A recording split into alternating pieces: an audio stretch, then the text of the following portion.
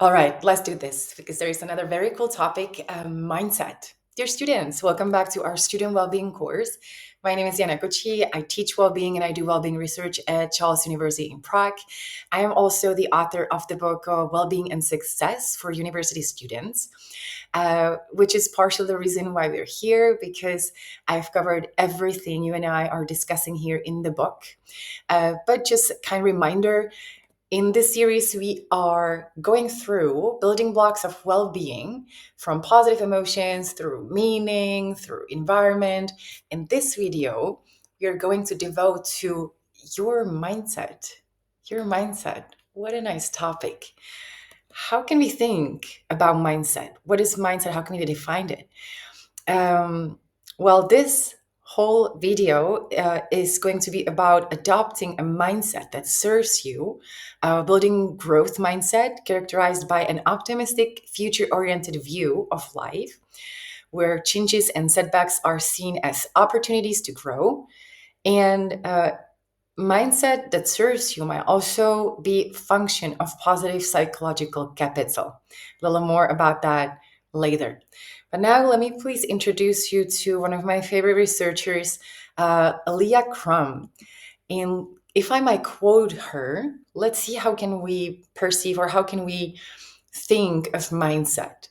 Mindsets are our core assumptions that we make about the things and processes in the world that orient us to a particular set of expectations, explanations, and goals. If I might also use a few of her examples, this might be saying that we all know or are familiar with. They do vary based on cultures, but I'm pretty sure that this is something we all have heard, that aging is inevitable decline, failing at school. This is one that we discuss a lot with my students because I teach at Faculty of Education and I work with future teachers. So failing at school means that I am not smart enough or healthy foods taste bad.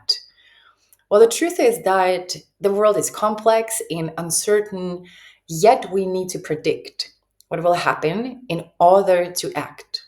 So mindsets are our human way of simplifying and understanding a complex reality.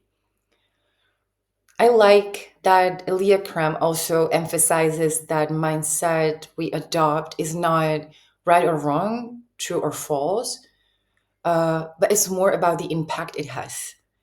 It definitely changes our reality by shaping what we pay attention to, how we feel, what we do, and what our bodies prioritize and prepare to do.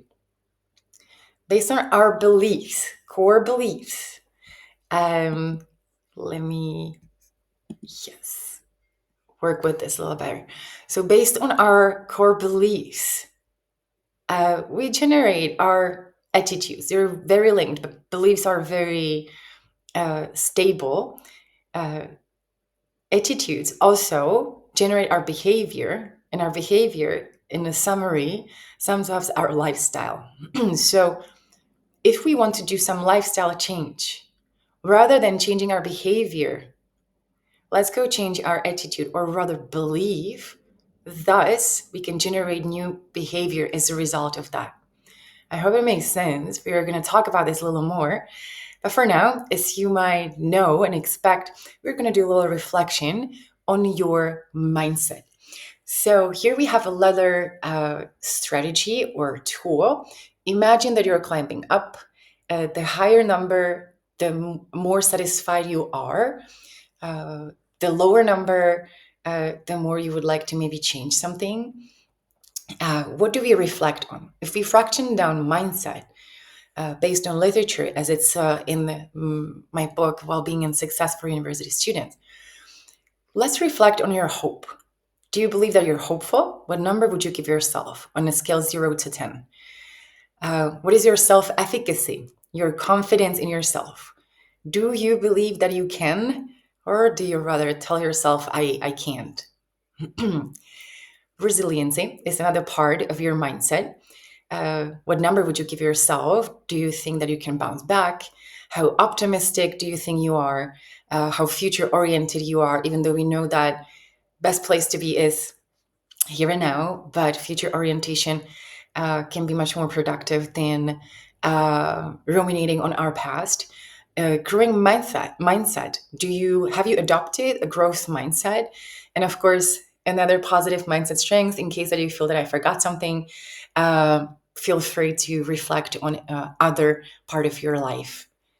Is you. I know you in your workbook have these well-being wheels for each building block, even for mindset, where on a scale 0 to 10, you can go from the center based on the number you choose.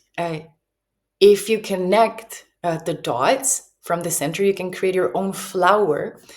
So thus you can visualize your mindset or a building block of well-being, how you feel about your mindset. Here's the QR code. And I do believe that you already might have your well-being workbook. If not, go there and download it for yourself and do some reflection. But for now, let's have a look at something that's called psychological capital. Psychological capital. Fred Luthans. Let me make this bigger. I'm sorry.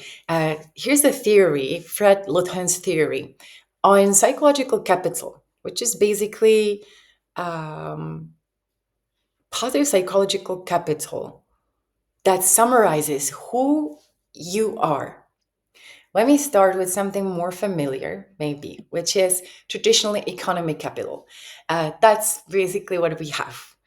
We can think about assets we have and we can manipulate with. We can invest maybe our finances or physical assets.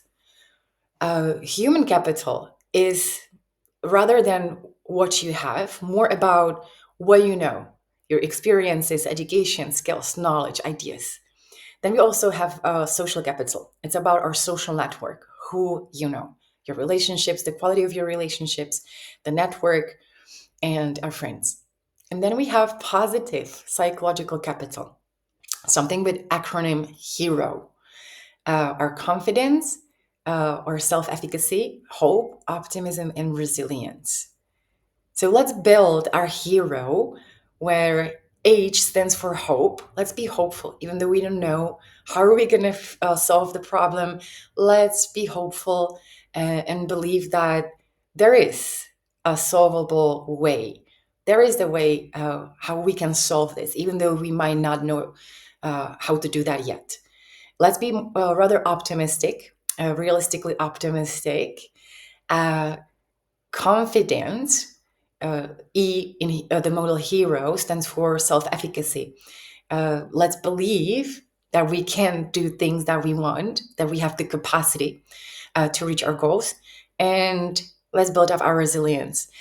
But if I might be honest, I do strongly believe, after many discussions with my students, we all believe that if university studies do something for us, they help us to build our resilience, our capacity to bounce back after some failure or when something knocks us down, and we stand up oftentimes even stronger than we were before. Right now, I would like to also have a look with you at growth mindset. What is that growth mindset?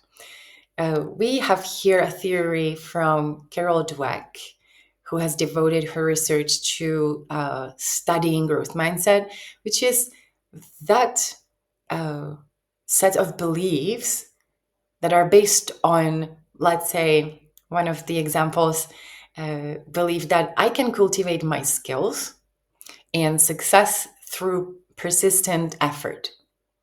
If we try, if we develop effort, if we don't give up, if we keep trying, sooner or later we're going to reach our destination. This is also a lot about how we look at failure. In growth mindset, we believe, I almost wanted to say we know, because like I mentioned, we discuss this a lot with our students at the Faculty of Education, and we kind of believe that this is just how the way, how life is. that failure is a very natural part of learning.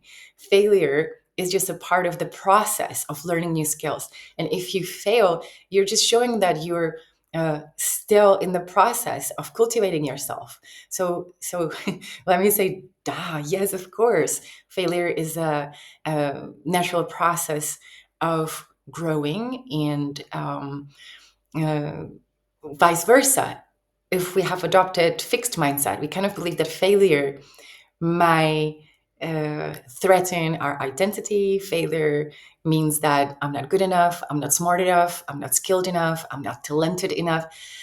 Yes, talent definitely counts, but at the same time, with effort, we can cultivate almost anything. Another characteristic of growth mindset: challenges make me excited. So yes, you still get scared if you see challenges, but you're also excited. You're like, okay, I'll do this. I know I can do this. Somehow I'm just going to practice. I'm going to get better. And you usually accept challenges. If you're in a fixed mindset, you rather avoid challenges. You go like, this might mean that I'm not going to succeed, and then I'm going to feel like failure. So I'm rather going to avoid this. But let's seek growth mindset. Let's just accept challenges. Obstacles make me want to try over and over. That might be also another characteristic of growth mindset. Vice versa, in a fixed mindset, we are avoiding obstacles, and they don't make us excited. Effort is my way to success and achievement. With growth mindset, not only you are okay that you're creating some effort, but also you're inspired when you see other people putting their effort into reaching something. If we had a fixed mindset, we would be more thinking like, okay, if they have to try this hard, maybe they're not talented enough for this thing or skilled. But no, let's just adopt the belief that effort is, yes, the way to our success in achievement. Negative feedback helps me to get better and to grow.